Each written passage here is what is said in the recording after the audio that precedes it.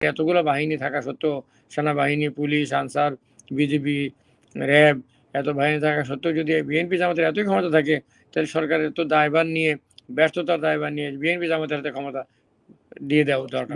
বিষয়টা হচ্ছে, আওয়ামী লীগের সাধারণ সম্পাদক সেতুমন্ত্রী ওবায়দুল কাদেরের ছাত্রলীগই যথেষ্ট তাদেরকে মোকাবেলা করার জন্য এই কথা বলা, আর প্রধানমন্ত্রীর সাংবাদিক সম্মেলনে যে আমি কি মুক্তিযোদ্ধাদের নাতিপতিদেরকে দেবো নাকি রাজাকারদের নাতিপতিদেরকে কোটা দেব, এই কথা বলা, তার মাধ্যমে আগুনে ঘি ঢেলে দেওয়া হয়েছিল, ছাত্রদের আন্দোলনে হামলা করা হয়েছিল এবং ছাত্রলীগ দ্বারা, এবং তারপরে পুলিশ গুলি করেছে নিরস্ত্র ছাত্র জনতার উপর।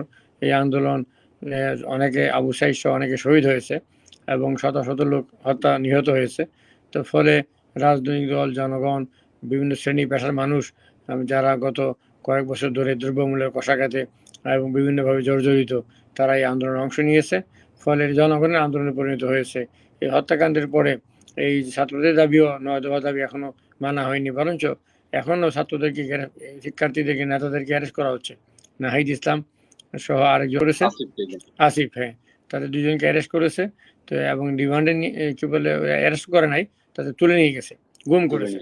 তো এই যে গুম করেছে, গুম করার পরে কয়েকদিন আগে নাহিদ ইসলামকে আপনার উরুর মধ্যে জখম করে তাকে অজ্ঞান করে ছেড়ে দিয়েছিল। তো এটা তো একটা সমঝোতার পথ না, এটা রিকনসিলিয়েশনের পথ না। আলোচনা করে বসে সমস্যার সমাধান করা, রাজনৈতিক সমস্যা রাজনৈতিকভাবে মোকাবেলা করা, দাবি দেওয়া আদায় করা, এর মধ্য দিয়ে সংকট সমাধান সম্ভব। সেটা না করে পরিস্থিতিকে আরও খারাপ করা হচ্ছে। সেনাবাহিনী না নামলে, ইন্টারনেট বন্ধ না করলে, কারফিউ না দিলে পরিস্থিতি হয়তো সামাল দেওয়া যেত না। তো সেই সব কিছু সামনে রেখে এখন পরিস্থিতিকে নিয়ন্ত্রণ করা, উত্তরণ ঘটানোর জন্য শুধুমাত্র গুলি করে সমস্যা সমাধান করা যাবে না।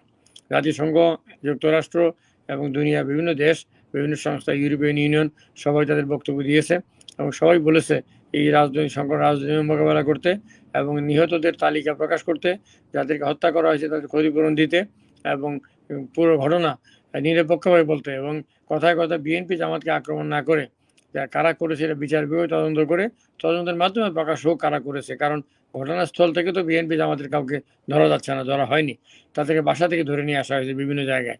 তো তারা তো যদি করতোই, তাহলে তাদেরকে ঘটনাস্থলে পাওয়া যেত। আর ক্ষমতা নাই 17 বছর বিএনপি জামাত, এবং এখন 15 বছর আওয়ামী লীগ ক্ষমতা আছে, 2 বছর মিলিটারি ব্যাক গভর্নমেন্ট, 111 গভর্নমেন্ট ক্ষমতা ছিল।